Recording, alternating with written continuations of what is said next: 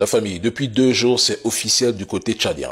Le groupe égyptien Arab Contractors et le Tchad ont signé un protocole d'accord pour la construction d'une route reliant l'Égypte au Tchad en passant par la Libye. Je l'ai dit il y a 8 mois. Ce projet a pour objectif de renforcer les relations entre les 3 pays et d'encourager les échanges transfrontaliers de marchandises. La route permettra de consolider les liens économiques et sociaux au sein de la région du Sahel, tout en facilitant le transport de biens et de personnes. Elle devrait également réduire les délais de livraison pour les cargaisons en provenance du Moyen-Orient et d'Asie, des régions pour lesquelles il faut quand même se le dire. L'Égypte joue un rôle stratégique grâce au canal de Suez.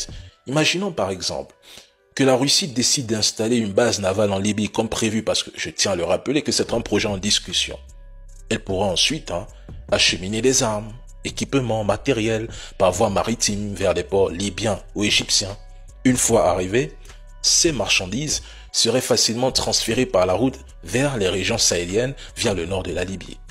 Grâce à sa position géographique, la Libye deviendrait un carrefour stratégique, d'autant plus que des accords bilatéraux existent déjà entre la Russie et les autorités libyennes de l'Est. Et là, je parle du maréchal Haftar. Arrivé au Tchad, ces marchandises pourraient ensuite être acheminées vers d'autres pays voisins comme l'AES grâce au réseau routier. En jouant un rôle central dans le transit au Sahel, le Tchad pourra se désenclaver efficacement, réduisant ainsi sa dépendance vis-à-vis des ports de Port-Soudan et de Douala au Cameroun. Ce projet représente donc une opportunité majeure pour le Tchad et peut-être pour tout le Sahel en renforçant son rôle économique et stratégique dans la région. Une fois l'AES stabilisé, mais unissez-vous avec le Tchad. Et je parle de ce projet il y a 8 mois, bien avant même qu'il ne soit à la première phase. Malheureusement, les personnes qui détestent le maréchal Haftar m'ont traité de Sion.